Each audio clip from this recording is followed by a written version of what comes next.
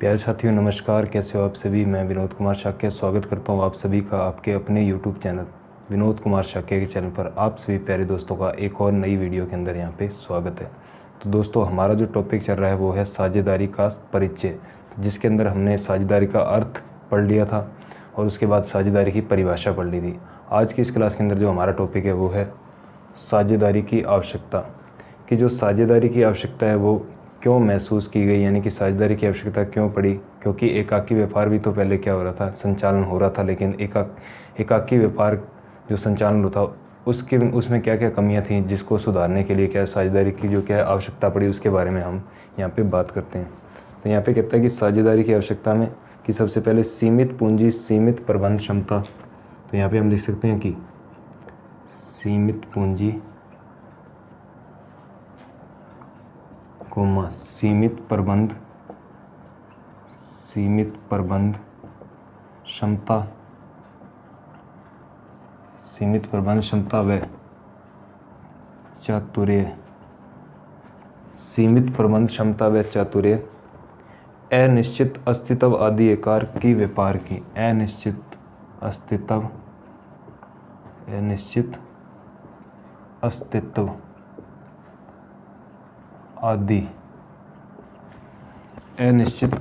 आदि एकाकी व्यापार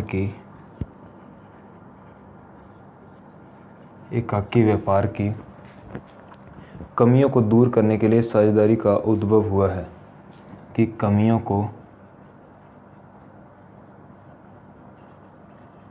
दूर करने के लिए साझेदारी का उद्भव हुआ है। तो मेरे प्यारे साथियों, यहाँ पे ये कहता है कि जो सीमित पूंजी, यानी पूंजी भी क्या है, सीमित, और सीमित प्रबंध क्षमता व चातुर्य, अनिश्चित अस्तित्व आदि एकाकी व्यापार की कमियों को दूर करने के लिए किसकी यहाँ पे आवश्यकता पड़ी। तो एकाकी व्यापार की कमियों को दूर करने के लिए साझेदारी का उद्भव हुआ। किसका? साझेदारी का यहाँ पे क्या हुआ, उद्भव यानी जन्म हुआ। आगे हम इसमें बात करते हैं कि पूंजी कौमा कार्यकुशलता। आगे लिख सकते हैं हम पूंजी कौमा कार्यकुशलता, पूंजी कौमा कार्यकुशलता कौमा अनुभव की पूर्ति के लिए साझेदारी की स्थापना की जाती है। कार्यकुशलता व अनुभव की पूर्ति करने के लिए,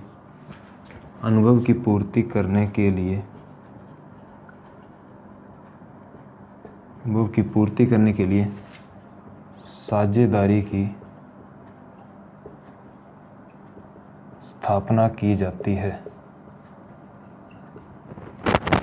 की स्थापना की जाती है। तो यहाँ पे क्या कहता है कि पूंजी कार्यकुशलता व अनुभव की पूर्ति करने के लिए साझेदारी की स्थापना की जाती है। आगे अब हम बात करते हैं कि वास्तव में यह विकेंद्रित साधनों का केंद्रीकरण है। वास्तव में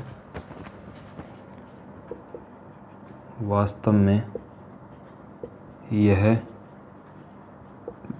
विकेंद्रीकृत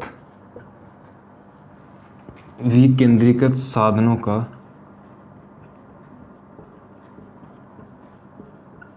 केंद्रीकरण है। वास्तव में यह विकेंद्रित साधनों का केंद्रीकरण है। तो वास्तव में ये क्या है कि विकेंद्रित साधनों का केंद्रीकरण है। जैसे कहीं पर पूंजी है तो कहीं पर प्रतिभा, जैसे कहीं पर पूंजी है यानी कि धन है, तो कहीं पर कहता है कि जैसे कहीं पर पूंजी है और कहीं पर प्रतिभा, यानी कि कहीं पर तो लोगों के पास क्या है, बहुत अधिक धन है, और कहीं पर क्या है, उनके अंदर कार्यकुशलता है बहुत ही, वो कार्य को क्या कर सकते हैं, अच्छे तरीके से कर सकते हैं। तो उनके अंदर क्या है, कार्यकुशलता पाई जाती है। तो ये कहता है कि कहीं पर तो धन है और कहीं पर क्या है, प्रतिभा। यानी इसे हम क्या कह सकते हैं, वास्तव में ये क्या है, विकेंद्रीकृत साधनों का क्या है, ये केंद्रीकरण। यानी जो अलग अलग जगह पर साधन उपलब्ध हैं तो उन साधनों को क्या है, एक स्थान पर यहाँ पे लाया जाता है। आगे कहता है कि संक्षेप में साझेदारी की आवश्यकता एकाकी व्यापार की कमियों को दूर करने के लिए हुई है। लास्ट में हम लिख सकते हैं कि जो साझेदारी की आवश्यकता है वो, तो संक्षेप में साझेदारी की आवश्यकता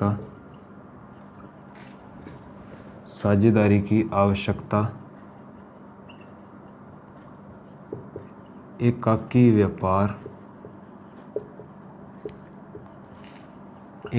व्यापार की साझेदारी की आवश्यकता एकाकी व्यापार की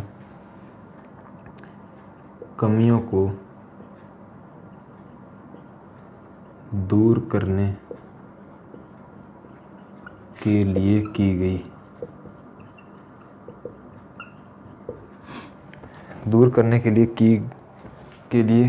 गई है।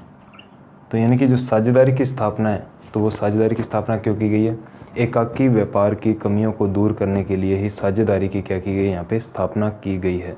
तो यानी कि ये लास्ट में क्या कहता है कि संक्षेप में जो साझेदारी की आवश्यकता है वो एकाकी व्यापार की कमियों को दूर करने के लिए ही की गई है।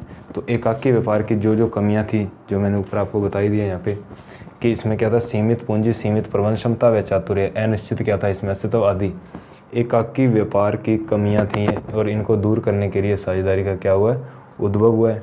इसके बाद कहता है कि वास्तव में यह विकेंद्रित, इसके अंदर क्या कहता है आगे कि पूंजी, कार्यकुशलता व अनुभव की पूर्ति करने के लिए साझेदारी की क्या हुई है, स्थापना की जाती है। वास्तव में ये क्या है, यह विकेंद्रीकृत साधनों का केंद्रीकरण है। जैसे कहीं पर क्या है, पूंजी है तो और कहीं पर प्रतिभा, तो उनको क्या किया जाता है, यहाँ पे इकट्ठा करके एक जगह लगाया जाता है। संक्षेप में साझेदारी की आवश्यकता एकाकी व्यापार की कमियों को दूर करने के लिए यहाँ पे की गई है। ये था आपका देखिए साझेदारी की आवश्यकता वाला पॉइंट। अब हम बात करते हैं साझेदारी की विशेषताओं के बारे में। तो अगली हेडिंग हम लगाएंगे साझेदारी की विशेषताएं। तो यहाँ पे बात आती है देखिए साझेदारी की विशेषताएं।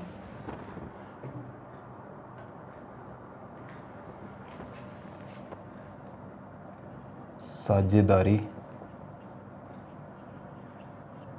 की विशेषताएं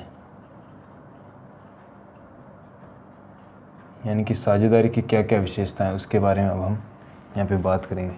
तो अब हमने हेडिंग लगाई है साझेदारी की विशेषताएं। तो साझेदारी की विशेषताएं कौन कौन सी होती हैं, तो यहाँ पे कहता है कि साझेदारी की निम्नलिखित विशेषताएं। नंबर 1, 2 या 2 से अधिक व्यक्तियों का होना। नंबर 1 पर क्या लिखेंगे हम, 2 या 2 से अधिक व्यक्तियों का होना।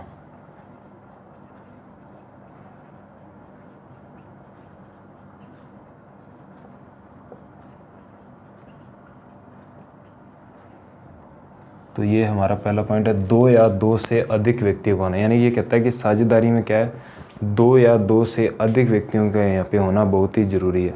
तो इसके अंदर हम बात करते हैं कि सबसे पहले कहता है कि साझेदारी की स्थापना के लिए कम से कम 2 व्यक्तियों का होना आवश्यक है। यहाँ पे क्या कहता है कि जो साझेदारी है तो साझेदारी में कम से कम 2 व्यक्तियों का होना बहुत ही ज़रूरी है, क्योंकि जो अगर उनमें 2 व्यक्ति नहीं होंगे तो वो क्या है, साझेदारी यहाँ पे स्थापित नहीं हो सकेगी, क्योंकि वो एकाकी व्यापार कहलाएगा। तो इसलिए साझेदारी में क्या है, 2 या 2 से अधिक व्यक्तियों का होना बहुत ही ज़रूरी है, क्योंकि कोई भी अकेला जो व्यक्ति होता है वो स्वयं का एक तो साझेदार नहीं हो सकता और साथ ही ऐसे व्यक्ति अनुबंध करने की क्षमता भी रखते हों। यानी कि जो अकेला व्यक्ति है वो क्या है, एक तो साझेदार नहीं हो सकता, और ऐसे जो व्यक्ति होते हैं जो वो क्या है, अनुबंध करने की क्षमता। तो अनुबंध करने की क्षमता से आशय किसमें दिया हुआ है, भारतीय अनुबंध या संविदा अधिनियम 1872 के अंदर इसके बारे में बताया गया है। ठीक है, तो यहाँ पे हम लिख सकते हैं कि जो साझेदारी की स्थापना में कम से कम 2 व्यक्तियों का होना आवश्यक है। यहाँ पे लिखेंगे हम साझेदारी की स्थापना में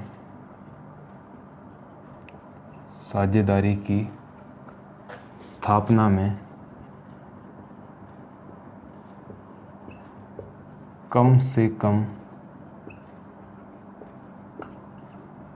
2 व्यक्तियों का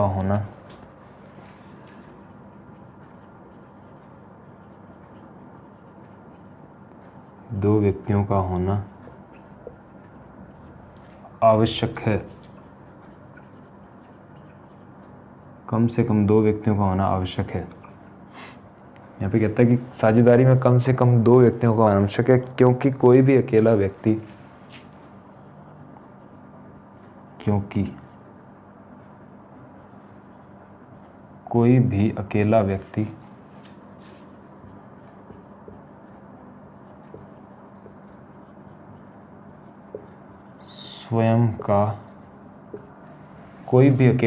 स्वयं का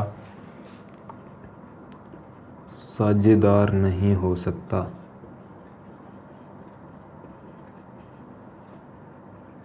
क्योंकि कोई भी अकेला व्यक्ति स्वयं का साझेदार नहीं हो सकता और साथ ही ऐसे व्यक्ति अनुबंध करने की क्षमता रखते हों। साथ ही ऐसे व्यक्ति अनुबंध करने की क्षमता रखते हों।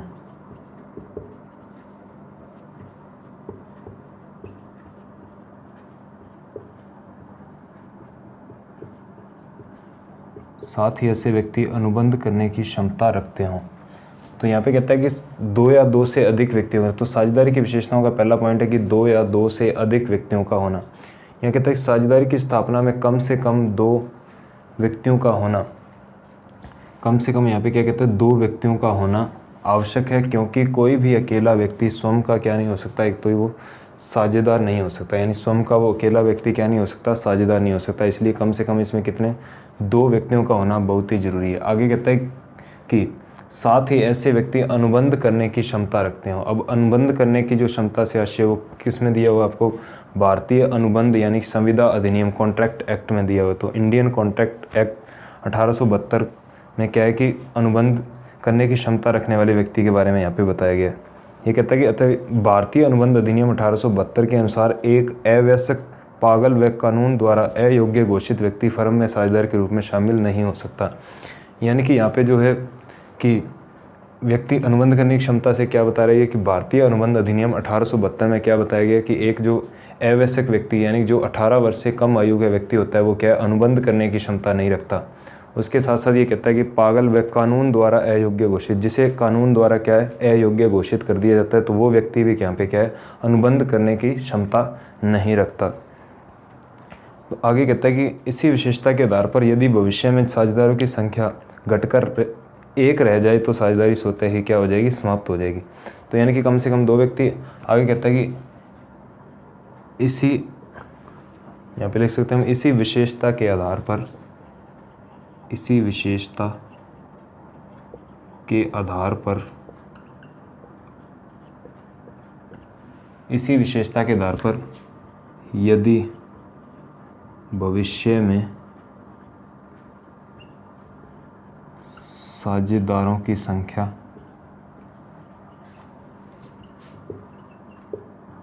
घटकर 1 रह जाए, साझेदारों की संख्या घटकर 1 रह जाए तो साझेदारी स्वतः ही समाप्त हो जाती है। तो साझेदारी स्वतः ही समाप्त हो जाती है।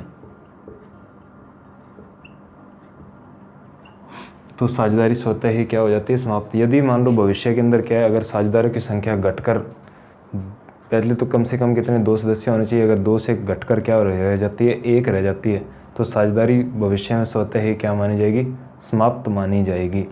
तो जो साझेदारी है वो स्वतः ही क्या मानी जाएगी, समाप्त मानी जाएगी। तो यहाँ पे अब बात आती है, देखिए भारतीय साझेदारी अधिनियम में साझेदारों की संख्या का कहीं भी उल्लेख, यानी अधिकतम संख्या कितनी होनी चाहिए इसका कहीं भी उल्लेख नहीं है। लेकिन ये कहता है कि कंपनी अधिनियम की धारा 464 के अनुसार साझेदारी संस्था में साझेदारों की अधिकतम संख्या वह होगी जो निर्धारित की जाएगी, जो 100 से अधिक नहीं होगी। लेकिन कंपनी विविध नियम 2014 के अनुसार 14 के नियम 10 के अंतर्गत यह संख्या 50 तक सीमित कर दी गई है। तो यानी कंपनी अधिनियम की धारा 464 के अनुसार यहाँ पे सदस्यों की संख्या आप लिख सकते हैं, सदस्यों की संख्या, सदस्यों की संख्या, या हम क्या लिख सकते हैं यहाँ पे साझेदारों की संख्या, सदस्यों की संख्या बोल दो या साझेदारों की संख्या, साझेदारों की संख्या, तो यहाँ पे जो है वो सदस्यों की संख्या है, साझेदारों की संख्या में कह रहा है कि कंपनी अधिनियम की धारा 464 के अनुसार क्या है कि 100 से अधिक नहीं होनी चाहिए। तो यहाँ पे लिख सकते हैं हम कंपनी अधिनियम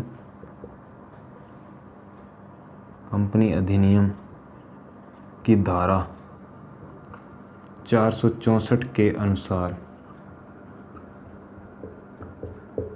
100 से अधिक नहीं होनी चाहिए। तो जो सदस्यों की संख्या है वो कंपनी अधिनियम की धारा 464 के अनुसार 100 से अधिक नहीं होनी चाहिए। इसके बाद कहता है कि जो लेकिन कंपनी विविध नियम 2014 के नियम 10 के अंतर्गत यह संख्या 50 तक सीमित करी गई। यहाँ पे कहता है कि लेकिन कंपनी अधिनियम, आगे लिख सकते हैं हम लेकिन कंपनी विविध नियम 2014 विविध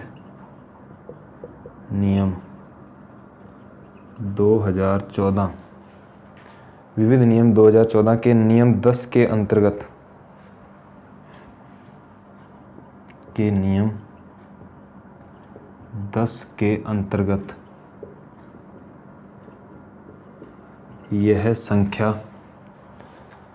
यह संख्या 50 तक सीमित कर दी गई है। यानी कि जो कंपनी विविध नियम 2014 है उसके नियम 10 के अनुसार, यानी 10 के अंतर्गत क्या कहता है, 10 के अंतर्गत यह संख्या 50 तक सीमित कर दी गई। यानी इसकी संख्या, अब साझेदारों की संख्या या सदस्यों की संख्या कितनी होनी चाहिए, अब 50 यहाँ पे होनी चाहिए। तो ये किसके अंदर, जो कंपनी विविध नियम 2014 उसके नियम के तहत कहता है कि 10 के अंतर्गत यह संख्या 50 तक सीमित कर दी गई। वैसे कितनी थी, यहाँ पे 100 तक सदस्यों की संख्या थी, लेकिन इसके अनुसार क्या 50 तक संख्या सीमित कर दी गई है। ये था हमारा साझेदारों की विशेषताओं का पहला पॉइंट, 2 या 2 से अधिक व्यक्तियों का होना। आगे की वीडियो के अंदर हम बात करेंगे इसकी आगे की जो विशेषताएं, और भी 5-7 जो पॉइंट है वो मैं आपको डिटेल से यहाँ पे पढ़ा दूंगा। तो इस वीडियो के अंदर जुड़ा रहने के लिए आप सभी प्यारे दोस्तों का बहुत बहुत धन्यवाद।